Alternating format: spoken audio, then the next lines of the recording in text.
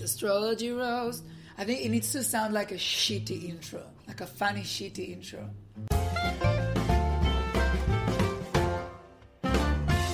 Hi everyone and welcome back to Astrology Roast. My name is Keren. My name is Itai. And we're back, but this time we are recording from overseas. Itai is all the way in the Middle East. I am in the freezing cold winter of an Elwood apartment. Oh my God. In Melbourne. I'm wearing a singlet and boxers, and I'm sitting on a couch, which makes me feel still like I'm, recording Astrology Roast like the good old times, but I am by myself, so it's a bit different. Oh my gosh. And so much has happened since Itai left the building, so to speak. So I know that a lot of Astrology Roast friends, fans, lovers, comrades have expressed support and have checked in to see how the grieving process has been going for me and Itai. So thank you for acknowledging our pain and sadness as we embrace this change. Definitely. But we are here and we are committed to staying relevant and on the air, and we will not let oceans of distance tear us apart. Exactly. Sounds a bit like and a song. Grieving is living, so what's new? Yeah, I'm pretty sure those were my first words as a child. Before I could speak, it was grieving is living, and everyone, I think people didn't notice or take note. I was probably left in the car whilst my dad was buying bricks and mortar and painting supplies in Bunnings. He always used to leave us in the car. Oh, there's nothing but like that's childhood. There's nothing like childhood. But Itai, give us an update. How is Israel going? You are living in not your hometown, because your hometown was evacuated by the Israeli military. Yeah. But you are living in your mother's town, in your mum's house. Yes. Yesterday. How has that been? It's been an experience. Last night I opened Tinder for the first time, and I set it for 10 kilometers range because I was like, I want to start small. I don't want the whole country to see me. So I started swiping, and 8 people later, it was done. There's 8 people around me in the 10 kilometers range. So I extended it to 15 kilometers, and it just added 2 more. So, Did you, when you extend it to 15 or 30 kilometers, do you capture people using Tinder and Grindr in Jordan or in other neighboring countries? Yeah, I think I got a few people from neighboring countries, which is tragic, if we end up chatting and we can't see each other. It will be I'm sure there's a lot of independent movies about it already. But I know, it sounds so beautiful and sexy, but also sad. It's very sexy. But yeah, so I'm getting used to the small town vibes, and I feel right now my goal is to have sex with a daddy from someone that was someone that went with me to school, and I want to be that exotic person who comes from overseas, saw the big world and coming back to town and stirring shit up, I don't know, breaking a family or something. I just have this. I feel it's a calling for me to give people something to talk about in the streets. Wow, it feels like you've made quite a bit of a splash then, and I'm excited that you can really fulfill your lifelong mission of, having sex with closeted men in your mother's hometown. That's quite beautiful. Yeah. What about you, Keren? What's been happening in Melbourne? What's the tea? Oh, what's the tea? So Melbourne has been Melbourne. I was house sitting for a while as part of my grieving process. I, for some reason, thought it would be a fantastic idea to become a custodian or caretaker for a rambunctious, insanely energetic Labrador puppy, who also happened to be a Gemini puppy as well, which I found out. So initially I thought we'd get along really, really well. We did get along super well. I am not ready to be a mother. And he, just like me, because, this beautiful dog named Hank was a mirror to my own Gemini experience. So he was quite needy. can be quite anxious, but then can also be quite aloof and detached. When he got overstimulated, he would shit in the morning all over the house. So I would just quietly clean it up like the loving, patient mother that I was for a few weeks. I walked him every day. We went for walks and talks. I gave him as much love as I really could give, and it wasn't enough. So it was good though, because it's been a great distraction from the grief or the sadness of your departure, because I've just been, you know how mums are. We're busy. We just don't have time to even, brush our teeth. It's true. It's hard, especially with the And Gemini. I'm a working mum. I'm a working single mum. Kid. Yeah. It's reminding me of a tweet that I saw from Gnarly Astrology, the Instagram account. And it's like, I'm just looking out for a guy who will worship me, but also fully leave me alone. And it says Aries, Gemini, Capricorn, Sagittarius. And I think it's spot on. And I think that's Hank. That's the dog, he wants someone who will clean up his vomit and shit, but also leave them alone. Leave him alone. Oh my God. And look, he really got that from me. There was a couple of minor crises. So he ate a sock. By mistake. We were playing. I thought we were having a great time. It was all very consensual. And then he tried to choke himself with the sock by ingesting it. So that happens. I mean, thankfully he's got amazing pet insurance. He also, is a proud member of a local doggy daycare center. So, when I dropped him off on our final day together, we'd been through ups and downs. We had seen everything together. I really felt this bond, but as soon as I dropped him off at doggy daycare on that final day, he just dropped me like a bag of dead potatoes and just jumped all over me, ran into the doggy daycare, and he's like, bye. And I was like, you know what, Hank? You're not the only one that can separate without attachment. So I'm also a Gemini, and I'm a 30 years old Gemini. So I have, lived that for my life. I've been around this world. I've been around. I've seen some shit. You've ate a sock before. I've ate a sock or two. I've, choked on a sock, and I know. So anyway, it was a lot of, there was a lot of love and a lot of joy from that experience, but I am back to no longer being a foster mum. So it's been a wild ride, not as peaceful as your, sitting in your hammock at your mum's house next to the ocean. Yeah. But it's just our experiences. We live in different cities now. I'm really wondering how long my peaceful living will last.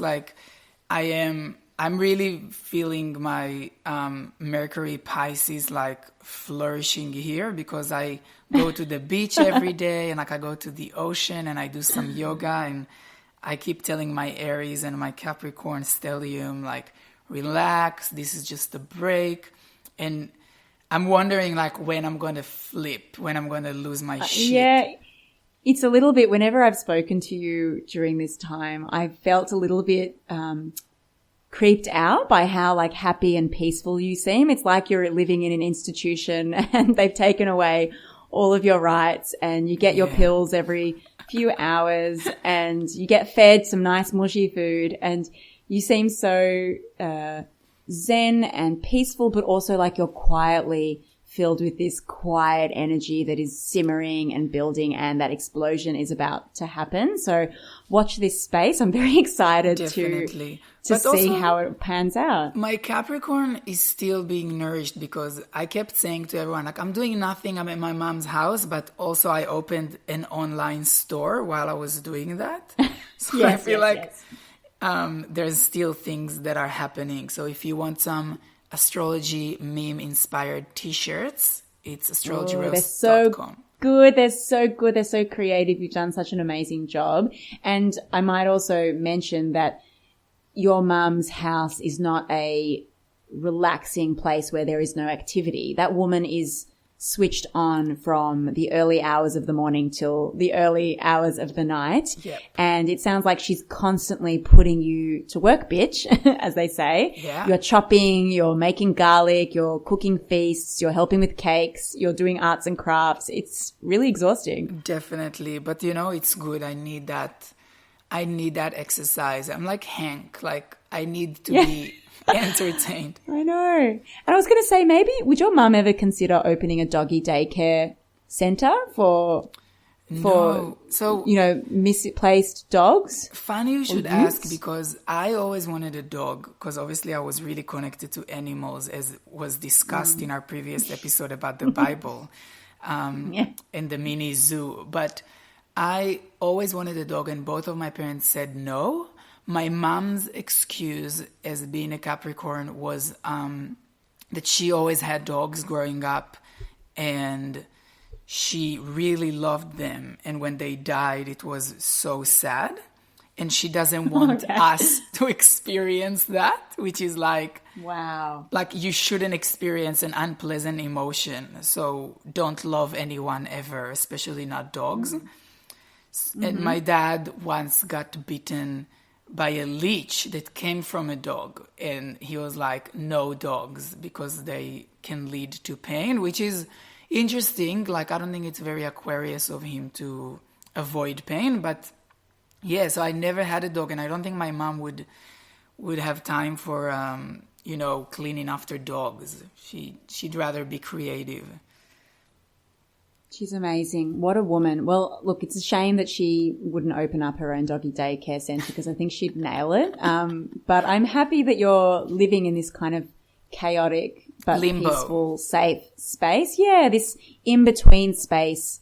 Yeah.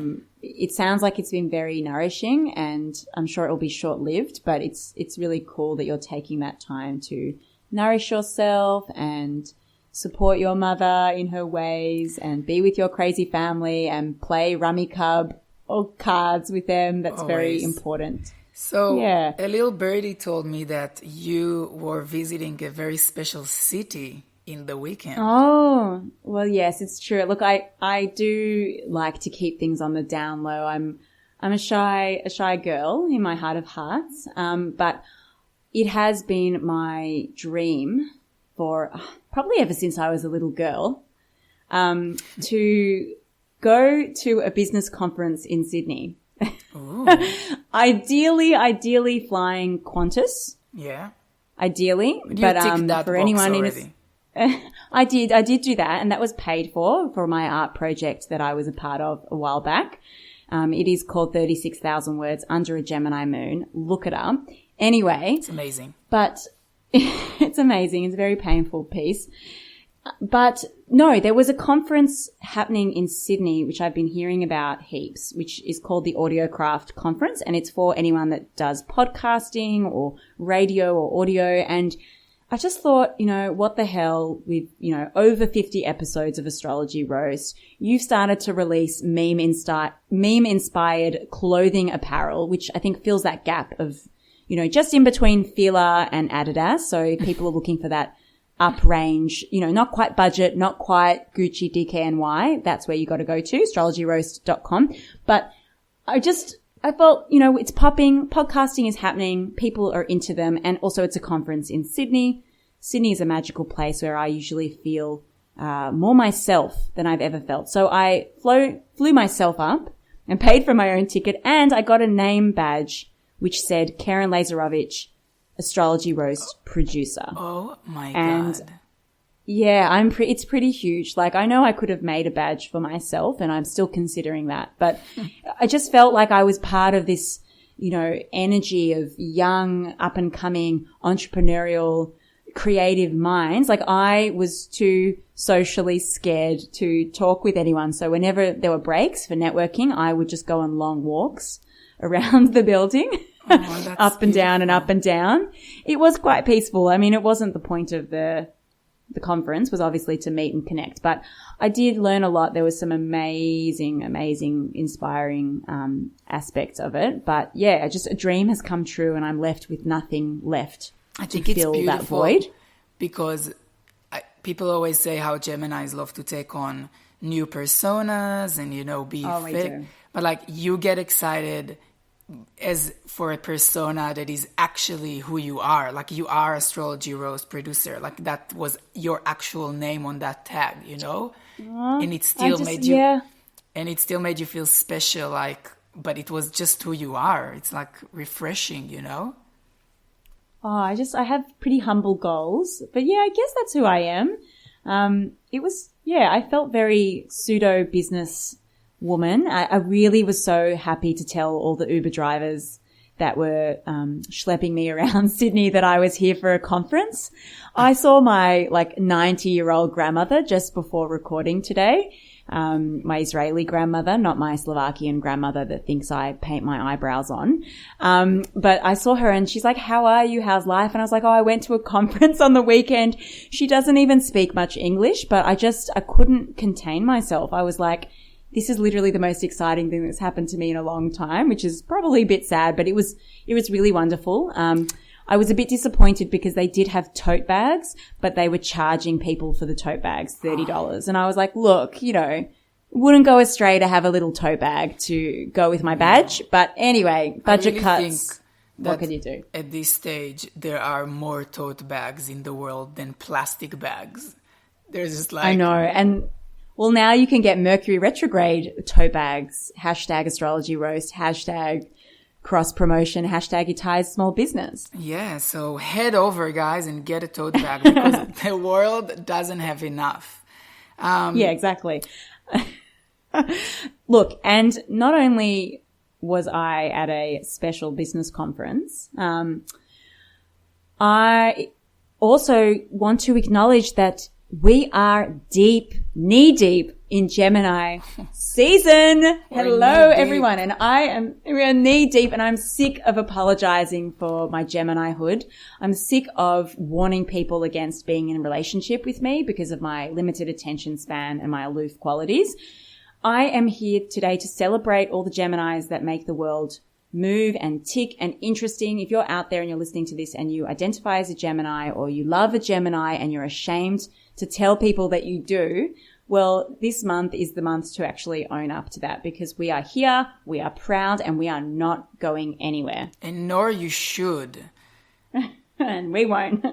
I'm celebrating Gemini season by, being super not focused. I started my online store. If you follow the Instagram account, you can see that the posts are coming. There's an overflowing flow of creativity. There's nothing makes any sense, and it's just great. I'm just happy to do that. My fire needed that Gemini breeze of air. Yeah, and it's like you're riding that wave, and I think you really hit the nail on the head there by saying that it's doesn't make any sense. It's completely incoherent.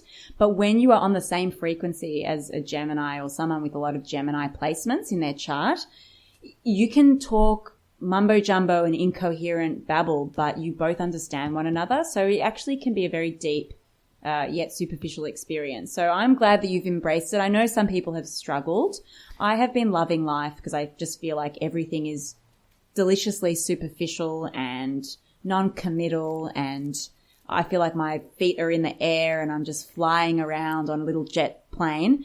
So I hope everyone else out there is enjoying it, or if you're suffering, well, then you're probably an earth sign and then that's your issue. So if you're suffering really help you with that, if you're suffering, just wait a month to Cancer season because it's only going to get worse. But the funny thing that I feel is that everyone is so on edge and everyone's just yes, oh my God, Gemini. And all the Geminis in the comments are this is my everyday life. This is nothing's different. I know. For example, when I tweeted about the fact that the first day of Gemini season feels like The Purge, and for those of you who don't know, The Purge is a movie about, I haven't seen it, but it's very simple.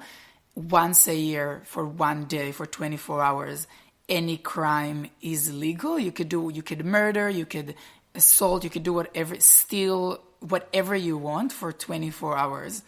And then for the rest of the year, you can't do anything, it's 0 percentage crime.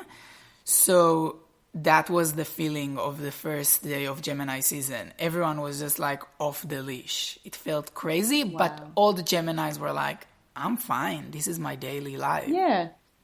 And I'd like to warn people, so we do have a Gemini new moon coming tomorrow, which is our, one new moon of the year. But I'd like to warn people that Venus is actually going to be in Gemini for a bit of time as well. So everyone's relationships and how you dress and how you feel about your outward looks and also love and connection as well. So that is going to be very Gemini as well. So it's not going to get easier. It's actually going to get a bit more challenging for everyone out there. And that beautiful, chatty, communicative, creative, fast-paced quality is going to be saturating all of us. So I don't know if you can hear, but I'm smiling while saying that, almost like an evil person in The Purge, because I just think it's hilarious. I'm watching everyone run around like mice. And as you said, this is our everyday experience. We cognitively are completely overwhelmed 99% of the time. So it's lovely to kind of have everyone at that same level. I'd like to pay homage as well to a couple of other Geminis who have made the world tick. Let's do it. A Gemini, let's do it. Like so many rappers, because they do love words, but I'm going to talk a little bit about Prince because I've spoken about him before. I think he's really on another frequency, but I was put the TV on the other day and Purple Rain was on, which is Prince's movie where he plays this kind of sexual, hot guy on a motorbike with a collar fluffed up and a huge mullet, and he's driving around. I mean, Prince is about 150 centimeters tall. So it's a bit strange to see him. Like, he's actually eclipsed by the motorbike. The motorbike is like 3 times his size, but he's riding his enormous motorbike, which is actually just a normal size motorbike. And one scene where this gorgeous, like, model woman is, they're flirting and they're near this lake in this open area. And he somehow tricks her into jumping into the lake. She takes off all her clothes and she jumps into this icy cold lake, and it's all like muddy and polluted. And she goes, "Oh, why did you do that? Why did you make me do that?" And he's just like laughing and saying, "Oh, I told you so." Gemini. And then she gets out of the freezing, muddy, disgusting water, still obviously completely hot for Prince because, how can you not be hot for Prince? And she puts her clothes on. She walks over to his motorbike, and she gestures to lift her leg so she can go on the motorbike. And as she does that, he drives the motorbike forward about 5 or 10 meters. So she falls, and then she tries to do it again and he drives again. And this happens about 4 times until eventually she gets on the motorbike and he goes, "Don't get my jacket wet," or something like that. And then they drive off into the distance. And for me, like, I know it's a long story, but this is the Gemini playful, irritating quality. They're having a great time. He's having a great time, Prince, but it's so insufferable and yet attractive. And yet They're attractive. Little devils. Yeah.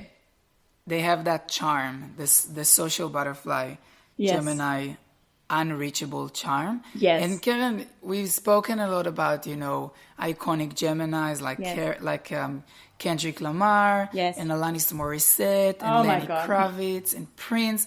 But there's also one iconic Gemini, an embodiment of a Gemini, which is maybe not present in my room, but definitely is present right now in my ears. And that's you. Yes. And you yourself had many weird jobs. As yes. a Gemini, you were flying around, lightly touching different jobs on different places. And maybe you can share a few with us for the listeners who want an inspiration from a true Gemini. Yeah, and this might be something that other Geminis or air signs for that matter experience, but the constant dissatisfaction with your employment and wanting to change and do a million things and being completely concerned that you will never hold down a job for more than a heartbeat. But I really have had some of the weirdest jobs in the planet. Like, whilst other people growing up were like nannying or babysitting or dog walking, all these weird, or normal jobs, I was just pursuing some of the strangest jobs. Like, one of my more strange ones, I worked at on a pirate ship or a ship called Polly Woodside. So we had to kind of talk in pirate speak sometimes, and I had to, like, yeehaw, and like, or how did pirates speak? I can't remember. I'm talking like a cowboy, but had to dress up like a pirate. I had to do face painting on the ship. It's actually a real ship that was used historically, and it's in Melbourne, but I worked there. I also worked in a bagel shop called Glicks. That didn't last very long. I got screamed at by a lot of Jewish customers because I do take my time when making a bagel. I don't want to be rushed.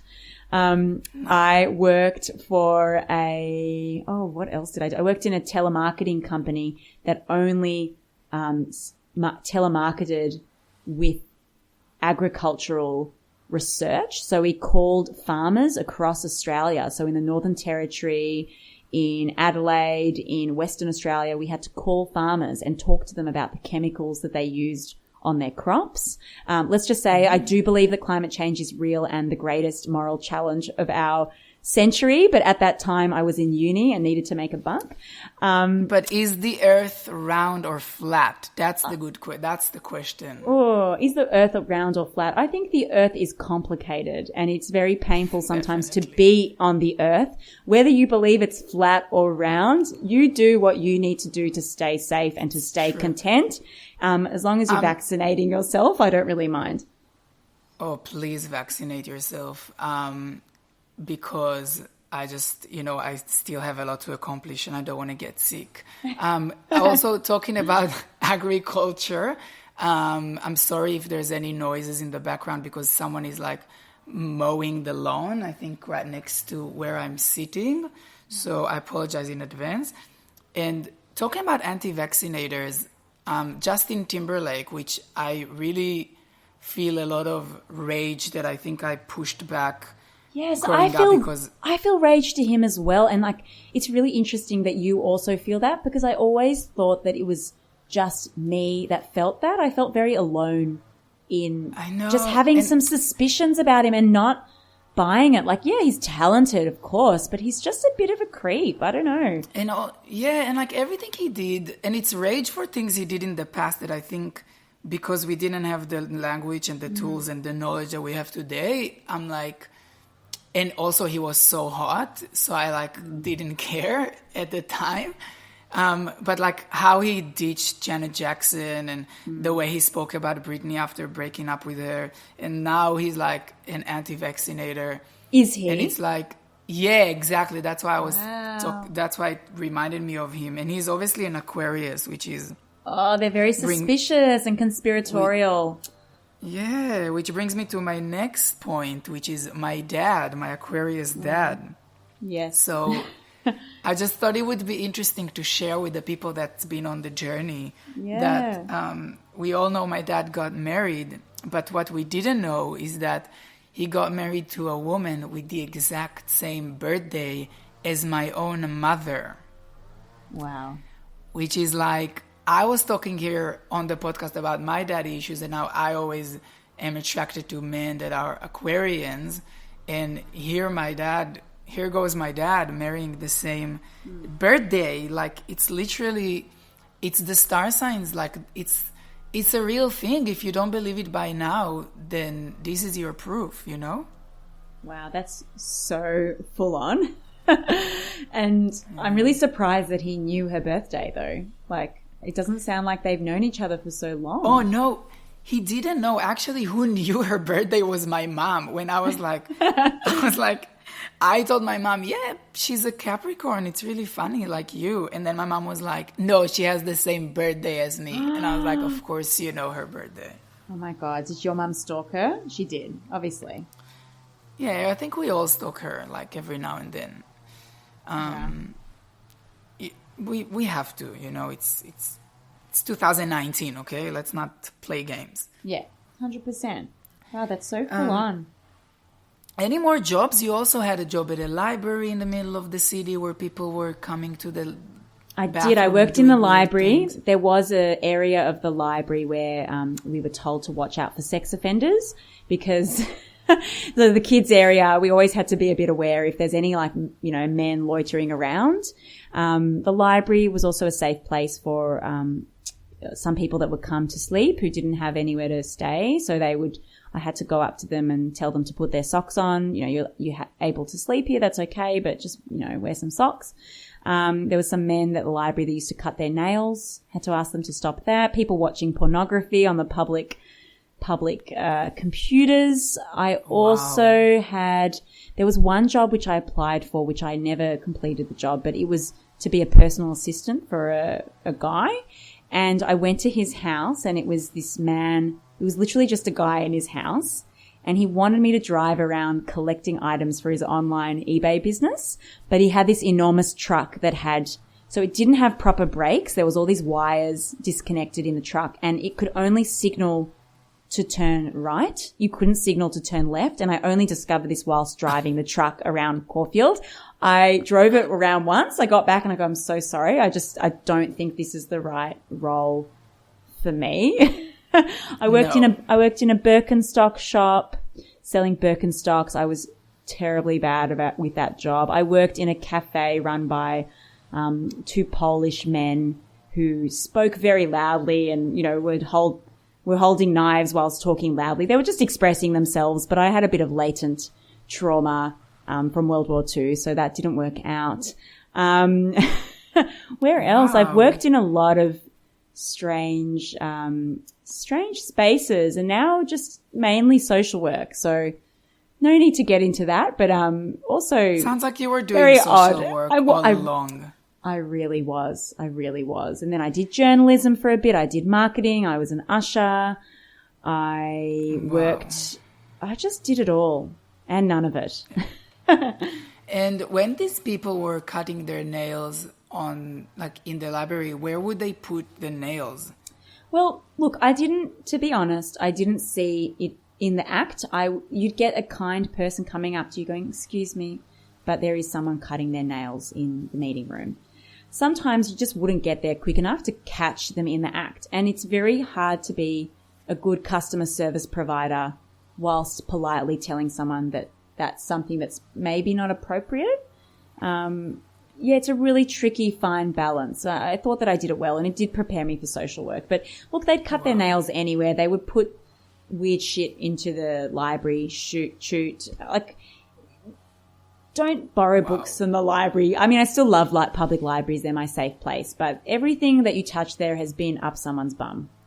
Oh, my God. Because when I was a kid, they told us that if you cut your nails and you don't put it in the bin, or I think I don't remember where you weren't allowed to, because then after you die, you have to come back and collect all the nails that you didn't put where you should have, because it had some religious explanation at the time. What I was going to say, that sounds like they've actually taken a religious story about your sins and just replace it for your nails. I mean, that's very sloppy. It was also about masturbating, but I was like, that's too far. Like, I'm going to masturbate. So do you have to collect every piece of semen, every milliliter of semen? Oh, it's worse. You have to raise them as kids, all of them. Wow. And that's like a real, I mean, I feel like in the Bible, the option to be a deadbeat dad is like there. Like, you don't have to be too present for your children. Definitely. So that's a horrifying punishment for males everywhere, that they might have to raise all the children that they create. Yeah. Wow. It's truly a nightmare. But speaking about libraries, my Capricorn mom, as well as her other 100 careers, she also is the manager of a library. Wow. And first of all, I know that there might be in the background the guy that's mowing his lawn. I'm filled with rage. Every peaceful I know, but I think he can pick up on my mic, and I'm really sorry, and I really will make sure next time that he's dead before we record this episode. Oh my God. But my mom asked me to swap her in the library for a few hours, and that was also an experience, because it's like, the town library. So people would come in and be like, oh, you're her son. Oh, you came back from Australia. And like, they treated me like I have this glow of someone who lived overseas. But this glow went away when the woman from the office next to me came in with a jar, and she said, I need to open this jar, and quote unquote, this is a man's job. Well, because she couldn't. And I was like, fuck me, like, I'm so weak. And she gave me the jar, and and I couldn't. I just tried and I couldn't open it. And I was like, wow, way to break my spirit. Way to break my spirit. This little town, no matter how old I am, how accomplished I am, how much I've learned about masculinity and the fact that it isn't defined by your ability to open a jar. I come back and immediately I'm just like the same gay guy, gay boy that's like in the closet that can't open a jar. Oh no. And somewhere, in that very moment, your hot brother is opening 10 jars. Oh my in God. that very moment, like somewhere, energetically, I can hear it happening, right? He's opening all the jars for all the women in all of the towns. Yeah, she just needed to tell me, okay, you know what? You can't open this jar. I'll just drive to Jerusalem to your brother and I'm sure he can open it. I was pretty sure my dad sent her. Like, I really wouldn't put it past him. I would, but like, it doesn't sound like he's even aware that you're back in Israel. Like, he probably doesn't even remember. He sent me a voice note. My family is very emotionally like underdeveloped. He sent me a voice note when I arrived and I still haven't seen him, but I love him very, very much. Of course. And wait, it's also Pride. We didn't even mention it's Pride Month in the world and in Israel. And I mean, I saw an amazing Instagram post which said like Pride should be 365 days a year. I mean, yeah, that's a bit utopian, but it's a pretty exciting time in Israel, yeah? Definitely. And we also posted sun sign, gay, rising sign as fuck, which I think is very true in some cases. Yeah, it's Pride in Israel. It's going to be great. My mom already sent me the dates for the Jerusalem Pride like 2 months ago, told me that we're going together, which I'm sure we're going to cover on our Pride episode, but my mom went from not accepting to 150% accepting in a matter of days. So it's like in a true Capricorn fashion, it's like, I don't accept, I accept, which I embrace. I accept and support. And now we're going to go together to the Jerusalem Pride, which is really beautiful because it's very like emotional. In Jerusalem, there's religious people, Muslim, Jewish, Israelis, Palestinians, like kind of marching down the streets together. So we're going to do that next week. It's this week. It's actually on Thursday.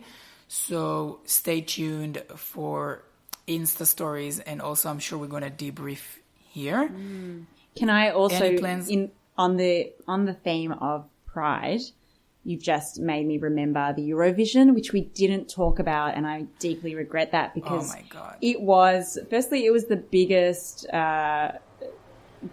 ad for Israel that I've ever seen. Like all of these beautiful artistic shots of areas in Israel, which, I mean, I've been to those areas and they're usually, some of them are quite not as pretty. I would say maybe shitholes. They're beautiful historical sites, but Beit Shan does not look like the Beit Shan in the Eurovision commercials. It is a messy, dilapidated, neglected site.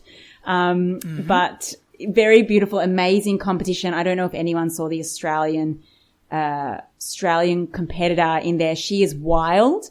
Apparently her Eurovision entry was about her postnatal depression, which I thought was quite fascinating. If you do see it, she is a trained opera singer. So she is flying around in the room singing opera, and it is to raise awareness about postnatal depression. So really wonderful to view. Madonna was there, was so irrelevant and so disappointing. I'm sorry to anyone who's obsessed with her. I think she's amazing, but it was a bit hard to watch. I don't know, Itai, what did you think? First of all, I just checked the star sign for the Australian singer because I was like, who will do that? Who will sing on the Eurovision about the postnatal depression? I'm sure we all thought it's a Cancer, but it isn't. It's another water sign, and she's a Scorpio. Oh. It was very Scorpionic in the way it looked. It was very like weird and different. I thought Madonna, first of all, yes, it wasn't good. it's really sad to see a Leo being treated as irrelevant. Oh my God, I can't. When they interviewed Quavo, who is a rapper that Madonna has featured on her new album, and Quavo's response to the MC was, "Yeah, Madonna, she's one of the best people I've worked with. My mum listened to her. I died inside for Madonna. Like, firstly, she's trying to use Quavo to stay relevant. So he's a rapper and he's like up and coming and very popular. So she's trying to use him so she can appeal to the youth. And he's saying not only is she's not the best person he's worked with, she's one of the best people he's worked with. And he didn't even know her until his mum said that he knew her. Like, I was heartbroken for Madonna. It's just horrifying unfair. For a Leo. It's unfair. Exactly. And where's your respect? Where is your respect for your elders? Seriously, because she has paved the way for so many people, and now people see her as old and irrelevant. But I don't know. And then you have J-Lo, which is another Leo, which is now going on a world tour to celebrate her 50th birthday, and it's called It's My Party. And I think there's so much to unpack because it's just like a Leo, their birthday, and it's a world tour, and it's called It's My Party. Like, don't you forget, it is my party that you're all going to come to. And I've already bought tickets, so I'm going to talk all about it because she's coming to Tel Aviv. And I'm going to celebrate J-Lo's 50th birthday with her, which I'm so excited about. She posted on her Instagram a photo of her wearing a denim jacket with 4 stitched cartoon pictures of herself on the back of the jacket. And I love watching Jennifer Lopez love herself. Nothing gives me more joy than watching how much pleasure she gets when she posts videos from her past, interviews with herself, her doing her dance routines. She loves the limelight. She's so comfortable with fame. It is scary almost. She just recently posted something where she keeps saying, and she's often said this, that, everyone just was a coincidence that I started off as an actress. I was always going to do both. I was always going to be an actress, dancer, model, creator. Like, she repeatedly says that she wants to do everything, and she's a singer and a dancer and an actress, and she doesn't ever let anyone tell her otherwise. It's amazing. And I think people forget with Leos because we're so caught up on the fact that they're like self-absorbed, and we reduce them to that, but that's actually a role that they have to play. Like Jennifer Lopez, Madonna, Amber Wagner, every Leo, Barack Obama, like these people they celebrate themselves in a way that makes you feel special just by watching them. And they make you feel like you have a chance to be that for a split second. Yes. And they all do that. They're nurturing in that way, and it's beautiful. It's this comforting bosom that you just are in of celebrity. You just want to rest. Fame. Yeah, just want to rest for a bit. I'm so jealous that you're going to see her. And thankfully, there's also, other signs with different roles. And I wanted to also share the fact that, now that I'm back, I get a chance to reconnect with my friends from childhood and people that I haven't seen for a while. And one of my best friends ever, she's a Pisces. And we went to the beach together, and she told me about her job. And I was like, this is literally astrology peak Pisces behavior, because she's a nurse. And she told me how she wasn't like, oh, I'm a Pisces, so I'm psychic. She was just telling me about her job. And I was like, you realize this is the most Pisces thing ever. Apparently, people come into the hospital and she just looks at them and she can tell what they have. But she was just casually telling me, this man came in, and I just looked at him and I was like, he has a brain injury. And you can't see when someone has a brain injury. It's like internal. Wow. And she dropped everything and said, can someone please check him? And she's a nurse. She's been a nurse for 2 years. She's not like, 50 years of experience, she can tell these things. She's just started. Or if there's a woman that comes in with like a sexual assault experience, she also said she can pick up on it, and she just tells the doctor, please ask her about sexual experience. And she's like 10 out of 10, I'm right. And she wasn't bragging, she was just like telling me about her job. And I was like, fucking hell, like there should be more water signs in hospitals. I was going to say, do you think it should be a prerequisite for water signs to be in the helping professions? Because they're quite psychic and connected.